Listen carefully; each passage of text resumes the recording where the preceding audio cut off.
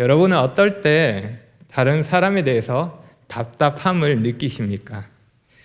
아, 진짜 답답하다. 말이 안 통하네. 이렇게 느낄 때가 있으십니까? 혹시 남편하고 이야기할 때 그런가요? 네, 인정합니다. 그럴 때가 있습니다. 보통은 사춘기를 보내고 있는 아이들을 대할 때 느낄 수 있는 감정입니다. 물 없이 고구마를 먹는 느낌, 삶은 달걀의 노른자를 연속해서 먹는 느낌, 그 느낌 아시죠? 가슴이 막막하고 답답합니다. 말을 해도 듣고 있는지 무슨 생각을 하는지 아무 반응이 없습니다. 속이 터지는 겁니다. 그런 학생들을 돌보는 교사들 큰일을 하고 있는 겁니다. 여러 가지로 고생하는 우리 학생의 교사들에게 감사의 말씀을 전합니다. 생각해보면 우리가 다른 사람에 대해서 답답함을 느끼는 건 그 사람에 대해서 기대했던 것과 다른 결과를 얻었을 때 그런 것 같습니다. 뭔가 반응을 해야 되는 상황에서, 뭔가 행동을 해야 하는 상황에서 아무것도 하지 않는 것을 볼 때 우리는 답답함을 느끼게 됩니다. 그런데 만약 좀 더 심각하고 위급한 상황에서 그런 일을 겪으면 어떻게 될까요? 그럴 때 감정은 답답함을 넘어서 분노가 일게 될 것입니다. 예를 들어 사고 현장에 출동한 구급대원이 도움을 요청하는 사람들을 그냥 두고 아무것도 하지 않고 가만히 지켜보고 있다면 어떻겠습니까? 답답함이 아니라 분노가 치밀어 오를 것입니다. 만약에 코로나의 위기 상황에서 정부 관계자들이 국민들에 대해서 무관심하고 어떠한 조치도 취하지 않는다면 어떻겠습니까? 사태는 악화될 것이고 문제는 훨씬 더 심각해지고 사람들은 가만히 있지 않을 것입니다. 도대체 뭐 하는 거냐고, 그럴 거면 왜 그 자리에 있는 거냐고 그렇게 따질 것입니다. 그런데 우리가 하나님에 대해서 그러한 감정을 가질 수도 있습니다. 우리가 하나님을 믿는 사람으로서 경험하는 시험이기도 합니다. 하나님이 아무것도 안 하고 계신다고 느낄 때가 있습니다. 계속 기도했는데 아무런 변화가 없습니다. 하나님이 기도를 들으시는지 모르겠습니다. 내 기도를 들으신다면 어떻게 이렇게 외면할 수 있는지, 어떻게 이렇게 아무런 반응이 없으신지, 어떻게 이렇게 계속 침묵하고 계신지 답답하기만 합니다. 내가 당하는 어려움 가운데 고난 속에서 도움을 구하는데 여전히 상황은 변하지 않고 하나님은 무관심한 것 같습니다. 하나님은 지금 뭘 하고 계시는지 그냥 손 놓고 계시는 것 같습니다. 코로나 사태를 겪으면서 우리가 이렇게 기도하는데 단지 우리만이 아니라 정말 많은 사람들이 코로나 때문에 기도하고 있는데 어려운 상황은 계속되고 있습니다. 예배 외에 다른 모임을 금지하는 명령이 내려지기도 했었고, 만만한 대상이 교회인 것처럼 특별히 더 공격을 받는 것 같습니다. 세상 사람들의 비난거리가 되고 우리가 하는 일들에 대해서 오해가 되기도 합니다. 우리가 왜 이런 일을 겪어야 합니까? 우리가 하나님을 높이려고 모이는데, 우리가 말씀에 순종하면서 하나님의 영광을 높이며 하나님을 예배하기 위해서 모이는데, 그러면 하나님이 우리를 지켜주셔야 하는 거 아닙니까? 그럼에도 몇몇 교회에서는 확진자들이 나오고 이슈가 되는 것을 보면 우리가 느끼는 좌절감, 피로감은 커집니다. 도대체 언제까지 이래야 하는 겁니까? 그러면서 의문이 생깁니다. 의심이 생기는 겁니다. 하나님, 지금 뭐 하고 계십니까? 어찌하여 우리 기도를 들어주지 않으십니까? 어느 때까지 주께서 듣지 않으시고 침묵하실 겁니까? 코로나 시대를 살아가는 우리가 할 수 있는 질문 아닐까요? 우리가 섬기는 하나님이 이런 어려운 상황에서 침묵하신다고 느껴질 때, 우리의 기도가 외면당하고 우리의 간구가 의미 없이 허공을 울리는 그냥 메아리처럼 그렇게 느껴질 때 하나님에 대한 의심이 생길 수 있는 것입니다. 하나님이 우리에 대해서 무관심하다고 느껴질 때, 우리에게 왜 이런 일이 생기는지 이해가 되지 않을 때, 그럴 때 우리는 어떻게 해야 하는 겁니까? 우리에게 생기는 복잡한 마음, 불편하고 답답한 마음, 때로 일어나는 분노, 하나님에 대한 의심과 원망은 지금 우리에게만 있는 일은 아닙니다. 이런 일은 계속 있었고 사람들을 힘들게 했던 일입니다. 그래서 믿음의 사람들이 하나님께 질문했고 마치 숨어 계시는 것 같은 하나님을 찾기도 했고 침묵하시는 하나님께 부르짖기도 했습니다. 지금 이 상황을 보시라고, 나를 보시라고 그렇게 소리를 높였던 것입니다.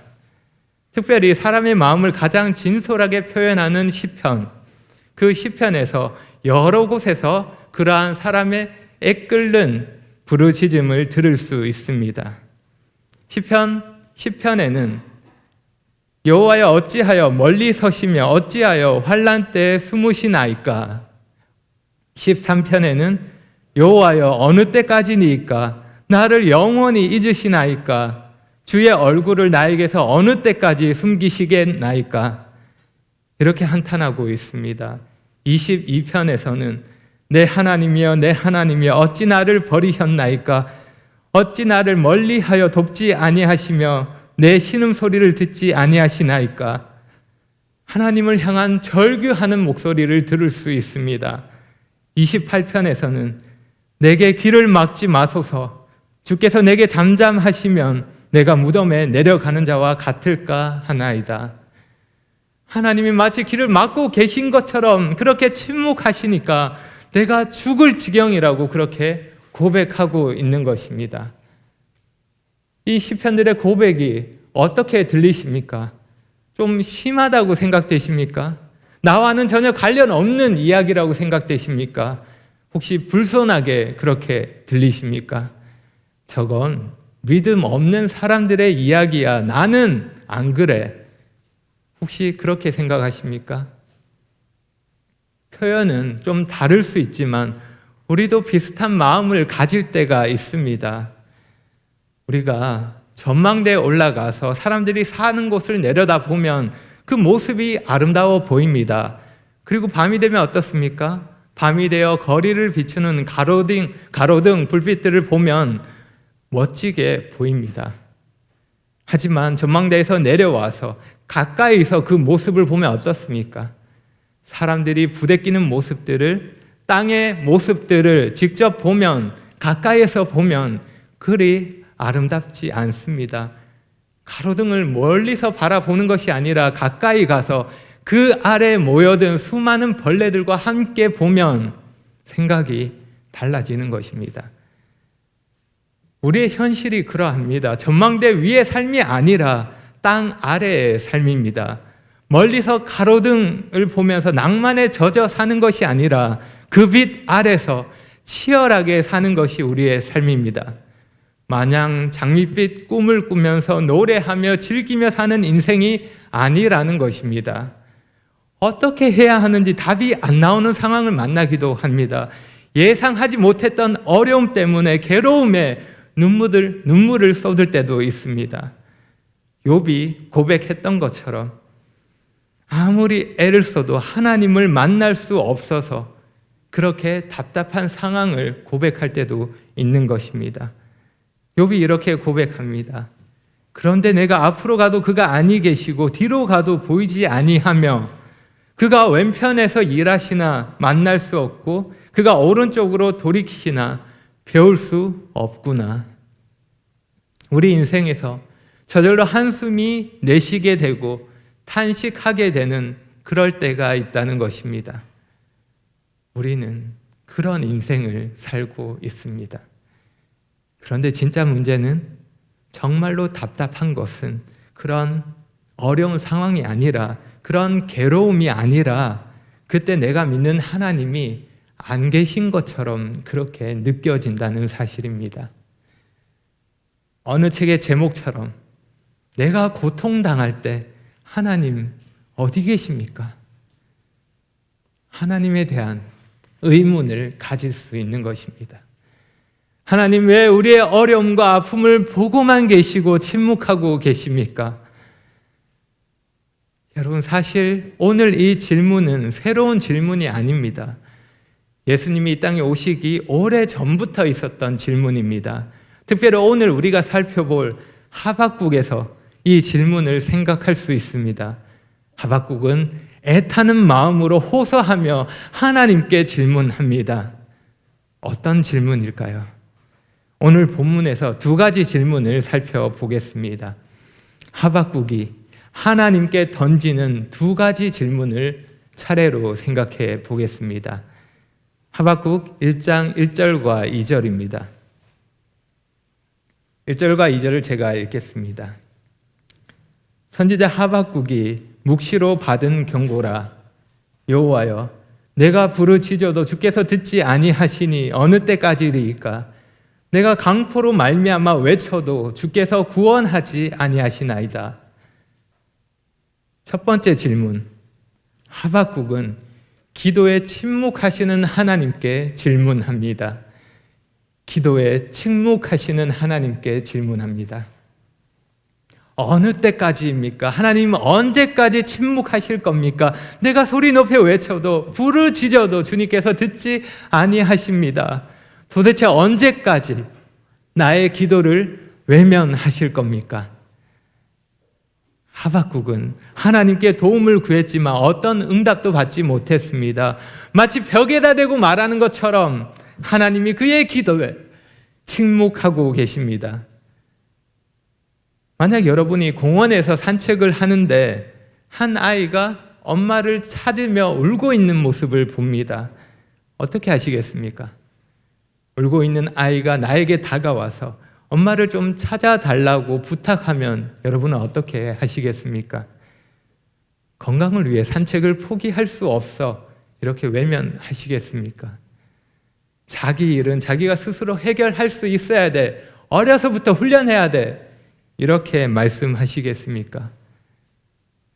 내가 도울 수 있다면, 돕는 게 어렵지 않다면, 그리고 위급한 상황이라면, 내가 잘 모르는 사람이라 하더라도 우리는 도우려고 할 것입니다. 그래서 종종 위험에 빠진 사람들을 도와준 그런 훈훈한 뉴스를 접할 때가 있습니다. 용감한 시민이라고 칭찬하고 때로는 의인이라고 말하기도 합니다. 잘 모르는 사람에 대해서도 이렇게 하는데 하물며 나와 가까운 사람, 내가 아끼는 사람, 내가 사랑하는 사람이 어려움 가운데 나에게 도움을 요청한다면 어떻게 하시겠습니까? 외면할 수 있을까요? 자녀가 부모에게 도움을 구하는데 그냥 무시할 수 있습니까? 무관심할 수 있을까요? 정말 가끔은 그러고 싶을 때도 있지만 쉽지 않습니다.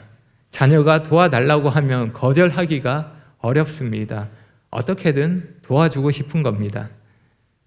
그런데 하나님은 지금 어떻게 하고 계십니까? 우리가 믿는 하나님이 어떻게 하고 계십니까? 하박국이 강포로 말미암아 외쳐도 아무런 응답이 없습니다.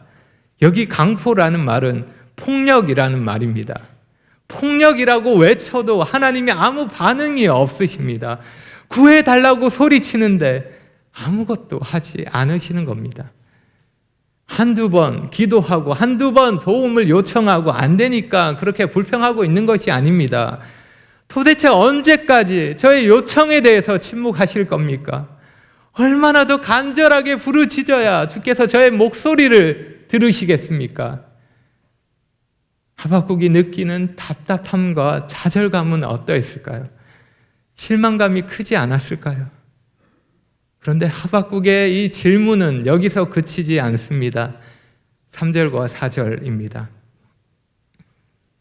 어찌하여 내게 죄악을 보게 하시며 패역을 눈으로 보게 하시나이까? 겁탈과 강포가 내 앞에 있고 변론과 분쟁이 일어났나이다. 이러므로 율법이 해이하고 정의가 전혀 시행되지 못하오니 이는 악인이 의인을 에워쌌으므로 정의가 굳게 행하여 짐이니이다. 두 번째 질문입니다. 하박국은 죄악에 침묵하시는 하나님께 질문합니다. 죄악에 침묵하시는 하나님께 질문합니다. 어찌하여 내게 죄악을 보게 하십니까? 죄악이 이렇게 넘쳐나는데 하나님은 관심이 없으십니다. 하나님, 어찌된 일입니까? 내가 보는 이 많은 죄악들에 대해서 어찌하여 침묵하고 계십니까? 잠깐 정리하면 첫 번째는 기도에 대한 침묵이었고, 둘째는 죄악에 대한 침묵입니다. 여러분 한번 생각해 보십시오. 어떤 죄악들은 우리가 볼 때에도 참기가 어려운 것들이 있습니다. 죄에 쉽게 넘어지는 우리가 볼 때에도 도저히 용납할 수 없는 그런 극악한 죄악들이 있습니다. 그런데 거룩하신 하나님이, 그 공의로우신 하나님이 그 죄악을 보실 때 어떨까요? 정의가 무너지고 공의가 짓밟히는 세상을 보실 때 어떻겠습니까? 그렇기 때문에 하박국이 묻고 있는 겁니다.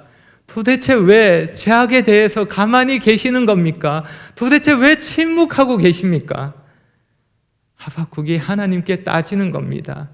하나님 보십시오. 하나님이 침묵하시니까 어떤 결과가 있는지 보십시오. 율법이 해이해지고 정의가 시행되지 못합니다. 의인들이 악인들 때문에 고통을 당합니다. 어찌하여 이런 일을 두고 보시는 겁니까? 여기 말씀에서 율법이 해이하다는 것은 마비가 되었다는 뜻입니다. 죄악에 대한 심판이 이루어지지 않으니까 마치 마비가 된 것처럼 율법이 무시되고 율법이 그 기능을 하지 못하고 있다는 것입니다. 악인들이 율법을 지키지 않고 악을 행합니다. 그리고 힘 있는 자들은 악인들의 그 죄악을 눈감아주고 오히려 약한 자들을 핍박합니다. 힘 없는 자들의 피를 빨아먹으며 자신들의 배를 불리기에 바쁜 것입니다. 공의가 왜곡되고 부정이 판을 칩니다. 하박국이 보고 있는 지금 남유다 왕국의 모습입니다. 몇 달 전에는 미국에서 경찰의 과잉 진압으로 흑인이 목숨을 잃었고, 그것을 빌미로 곳곳에서 폭동이 일어났습니다. 사람들이 가게를 부수고 들어가서 약탈하고 폭력을 행사합니다. 그럼 말도 안 되는 일들이 벌어지는 겁니다. 사람의 죄성을 보여주는 일입니다. 그런데 만약 그런 상황에서 그런 사태를 수습해야 할 정부가 아무것도 하지 않고 방관하고 있다면 어떻겠습니까? 가끔 이슈가 되는 재판들이 뉴스에 보도가 되는데 사람들이 재판 결과를 두고 분노하면서 판사를 욕합니다. 왜 그럴까요? 죄에 비해서 형량이 너무 적다는 겁니다. 솜방망이 처벌이라고 이야기합니다. 죄악에 대한 심판이 가벼울 때, 심판이 바르게 행해지지 않을 때 법은 그 역할을 제대로 하지 못합니다. 사람들이 악하기 때문입니다. 우리가 모두 죄인이기 때문입니다. 죄를 저지른 범죄자에 대해서 아무런 처벌이 내려지지 않고 판사가 자기 이익이나 상황에 따라 판결을 굽게 하고 검사가 자신의 권력을 지키는 일을 다른 어떤 것보다 우선하게 될 때 법은 무시되고 정의는 시행되지 못합니다. 하박국이 경험했던 상황이고 우리가 경험하는 현실입니다. 하나님, 어찌하여 내게 악을 보게 하시며 패역을 눈으로 보게 하십니까? 이런 위기 때 하나님이 아무것도 안 하시는 것처럼 보이니까 하박국은 그 상황을 견딜 수 없는 겁니다. 이해할 수 없는 겁니다. 그러면 이처럼 이해되지 않는 상황에서 하나님이 침묵하실 때 우리는 어떻게 해야 합니까?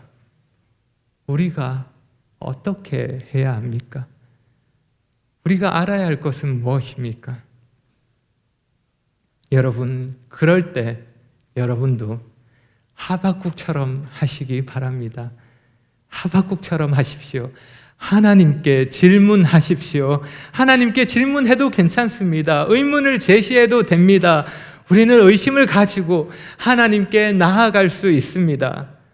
하박국은 자신을 힘들게 하는 의심을 그냥 덮어두지 않았습니다. 절박한 기도에도, 넘치는 죄악에도 하나님이 침묵하실 때 그것이 이해할 수 없었기에 하나님께 질문했던 겁니다. 하나님께 자기 마음을 토로했던 것입니다. 하나님, 당신을 의심해도 될까요? 라는 제목의 책이 있습니다. 하나님, 당신을 의심해도 될까요? 이 질문에 대한 답은 무엇입니까?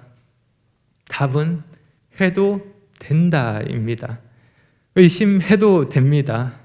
하나님은 우리의 의심을 감당하실 수 있습니다.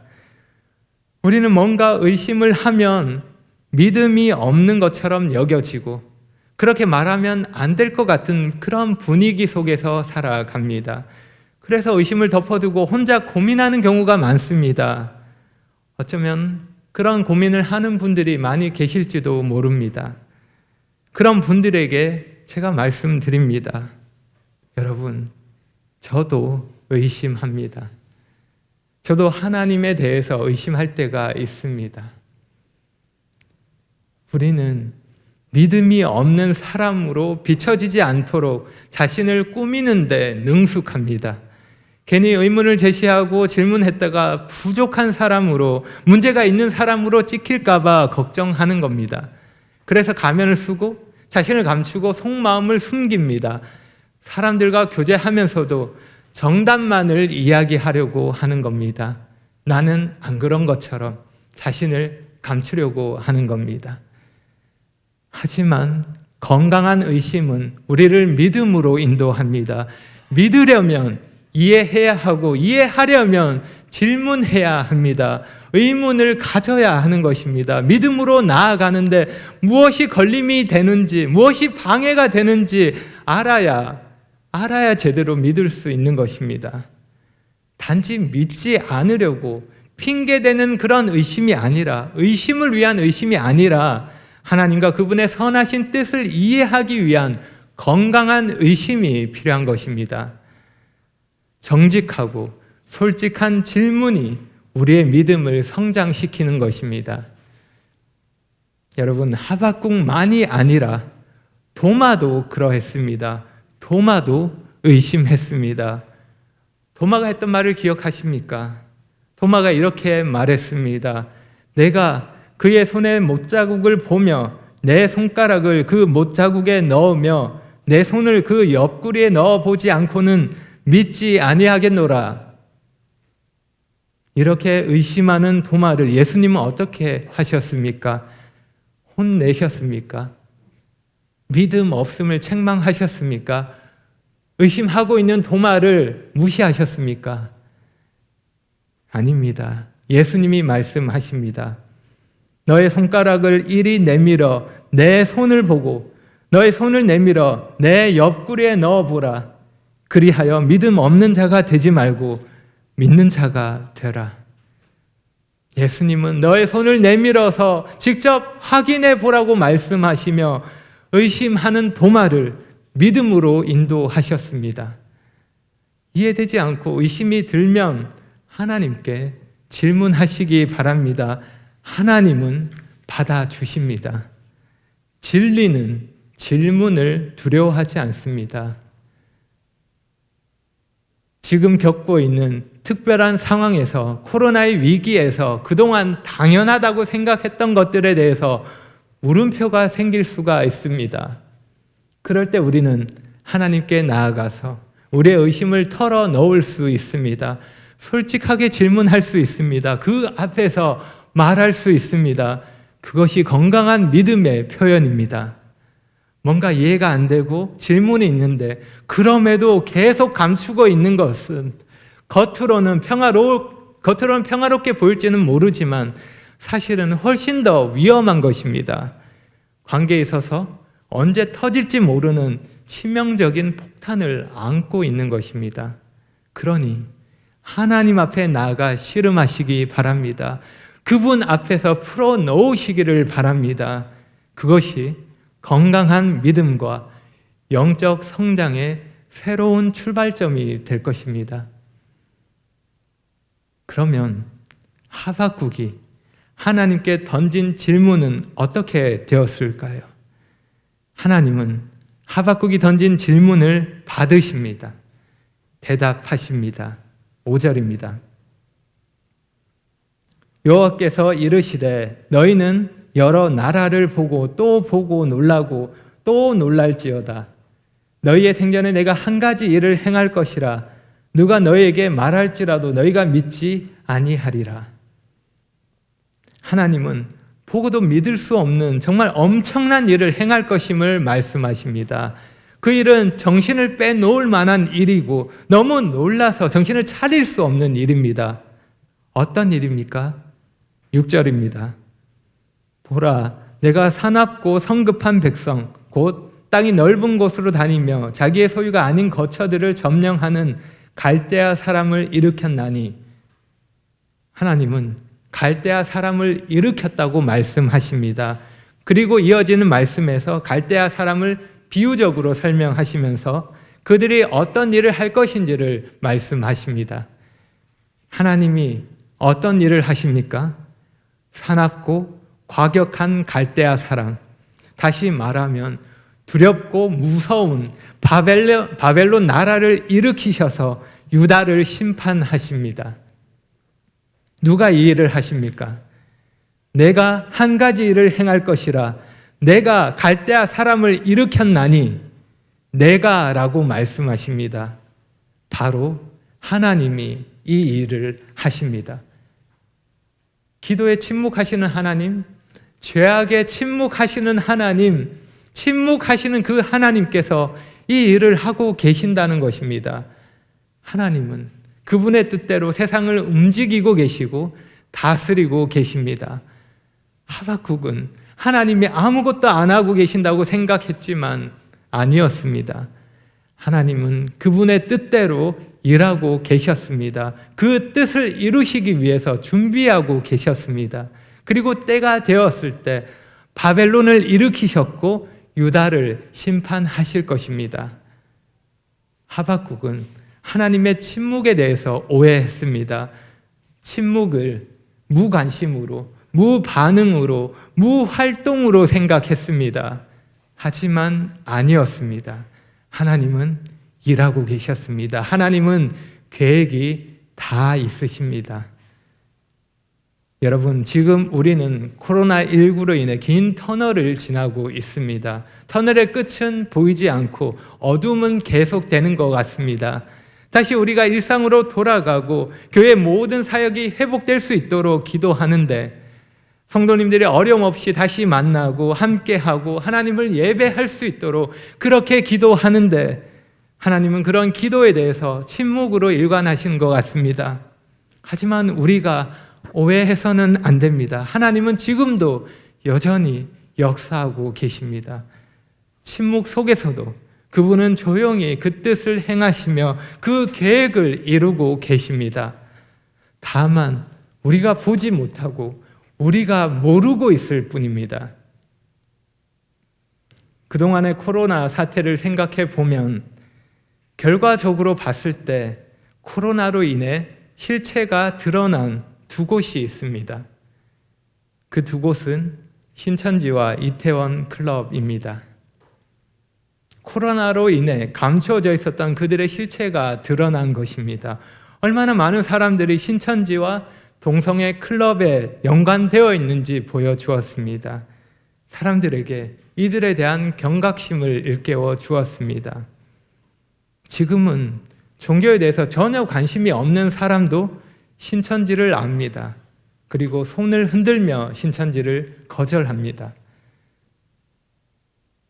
여러분, 기억하시기 바랍니다. 침묵은 언제나 과정입니다. 침묵은 영원하지 않습니다. 때가 되면 하나님의 섭리 가운데 그 모든 것들이 밝히 드러나게 될 것입니다. 그분의 선하신 뜻이 온전히 이루어지게 될 것입니다. 하나님은 우리를 위한 최선이 무엇인지 아십니다. 그래서 우리가 원하는 것을 주시기보다는 우리에게 유익한 것을 주십니다. 그래서 때로 오해를 받는다 하더라도 우리를 위한 최선을 하나님은 포기하지 않으십니다. 우리의 유익을 위해서 무엇보다 하나님 나라와 그 영광을 위해서 때로는 침묵을 선택하기도 하시는 겁니다. 하나님은 단지 우리 믿는 자들의 주권자가 아닙니다. 하나님은 온 나라와 온 민족과 온 백성들을 다스리시는, 온 우주를 통치하시는 유일하신 하나님이십니다.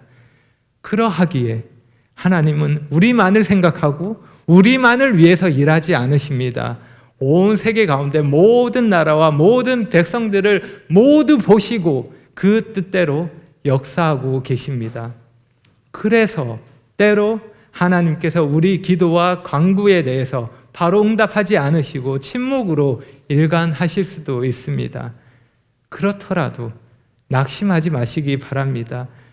교회를 핍박하는 악한 세력들이 날뛰고 죄악이 만연하는 세상 속에서 하나님이 아무것도 하지 않는 것처럼 보일지라도 절망하지 마시기 바랍니다. 하나님은 그분의 계획과 그분의 시간표대로 역사하고 계십니다. 코로나 세상 속에서도 그 모든 것을 다스리고 통치하고 계십니다. 하나님의 침묵에 대해서 불평하며 의문을 가졌던, 그래서 질문했던 하박국, 그렇게 하나님 앞에 나아갔던 하박국은 하나님을 만나고 완전히 달라집니다. 그의 생각과 그의 태도가 완전히 바뀌게 됩니다. 어떻게 바뀌었습니까? 우리가 하박국 하면 생각나는 말씀, 어떤 말씀입니까? 3장 17절과 18절입니다. 비록 무화과 나무가 무성하지 못하며 포도나무에 열매가 없으며 감람나무에 소출이 없으며 밭에 먹을 것이 없으며 우리의 양이 없으며 외양간에 소가 없을지라도 나는 여호와로 말미암아 즐거워하며 나의 구원의 하나님으로 말미암아 기뻐하리로다. 어떤 상황에 처하게 되더라도, 어떤 어려운 일을 만나게 되더라도 여호와로 말미암아 즐거워하며 구원의 하나님으로 말미암아 기뻐할 수 있습니다. 비록 코로나의 위기가 계속된다 하더라도, 비록 나의 생활이 나아지지 않는다 하더라도, 어려움이 계속된다 하더라도 우리는 우리 구원의 하나님으로 인해, 그 하나님으로 인해 기뻐하며 감사할 수 있습니다. 하나님이 침묵하시고 멀리 계시는 것 같고 나의 간구와 상황에 대해서 관심이 없는 것처럼 보이고 아무것도 하지 않는 것처럼 느껴질 때도 있지만, 그때라도 우리는 하나님 앞에 모든 문제를 가지고 나아갈 수 있습니다. 그 앞에서 나의 생각과 나의 마음을 내어놓고 하나님의 은혜를 구할 수 있습니다. 하나님의 도우심과 하나님의 역사하심을 신뢰할 수 있는 것입니다. 하박국이 그랬던 것처럼 우리도 우리의 마음의 어려움과 불평과 의심들을 하나님을 향한 감사와 찬양으로 바꿀 수 있습니다. 어떻게 그렇게 할 수 있습니까? 그 비결을 하나님이 하박국에게 말씀하셨습니다. 2장 4절입니다. 2장 4절 하반절에 보시면 하나님이 이렇게 말씀하십니다. 의인은 그의 믿음으로 말미암아 살리라. 이것이 비결입니다. 환경을 넘어서서 하나님을 향한 감사와 찬양으로 하나님을 높일 수 있는 비결이 여기에 있는 것입니다. 의인은 그의 믿음으로 말미암아 살리라. 여러분, 우리는 믿음으로 삽니다. 우리를 살게 하는 것은 하나님을 향한 믿음입니다.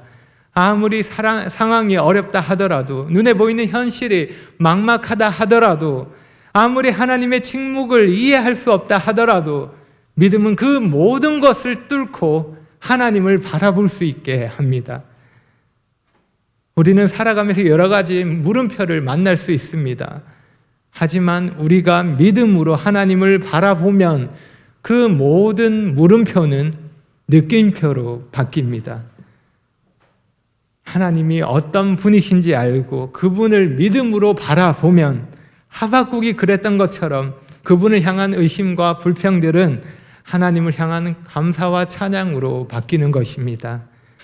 하나님이 우리의 물음표를 느낌표로 바꾸시고 우리의 마음을 바꾸시는 것입니다.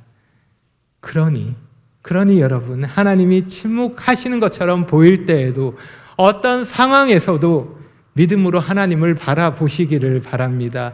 하나님을 신뢰하시기 바랍니다. 하나님이 침묵하신다면 그 침묵은 우리를 위한 최선이라는 사실을 믿으시기 바랍니다. 여러분은 하나님이 정말 잔인할 정도로 침묵하셨을 때가 언제라고 생각하십니까?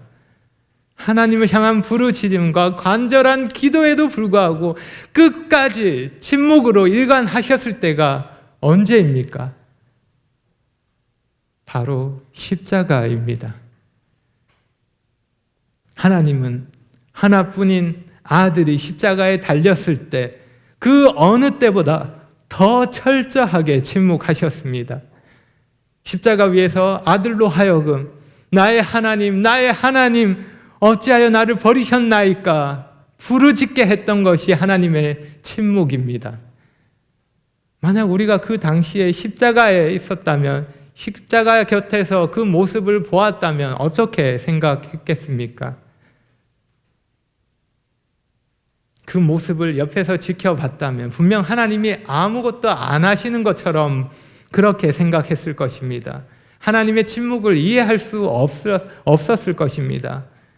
하지만 하나님은 그때 침묵하셨지만 그 어느 때보다 중요한 일을 하고 계셨습니다. 아들을 통해서 그 모든 예언들을 성취하고 계셨고 아들이 생명으로 드리는 완벽한 희생 제사를 받으셨습니다. 창세전부터 계획하셨던 구원의 계획을 이루고 계셨습니다. 그리고 성소의 휘장을 둘로 찢으셨습니다. 누구든지 아들의 피를 힘입어서 은혜의 보좌 앞에 담대하게 나아올 수 있도록 그렇게 하셨습니다. 하나님이 아무것도 안 하시는 것처럼 보이십니까? 아닙니다. 하나님의 침묵이 이해되지 않으십니까? 오해하지 마시기 바랍니다. 하나님은 우리를 위한 최선을 아시고 여전히 일하고 계십니다. 우리가 멀리 보지 못하고 깊이 보지 못해서 의심할 수 있습니다. 그럴 때 의심을 들고 하나님 앞에 나아가 하나님께 털어놓으시기를 바랍니다. 그리고 동시에 하나님의 살아계심과 하나님의 역사하심을 믿음으로 바라보시고 믿음으로 받아들이시기 바랍니다. 여러분, 우리는 믿음으로 사는 사람들입니다. 그러니 하나님의 침묵에 대해서 실망하지 마시고 낙심하지 마시고 더욱더 믿음을 굳게, 믿음 위에 굳게 서시기를 바랍니다. 코로나의 위기 속에서도 하나님의 은혜는 우리와 늘 함께 하시기 때문입니다. 기도하겠습니다.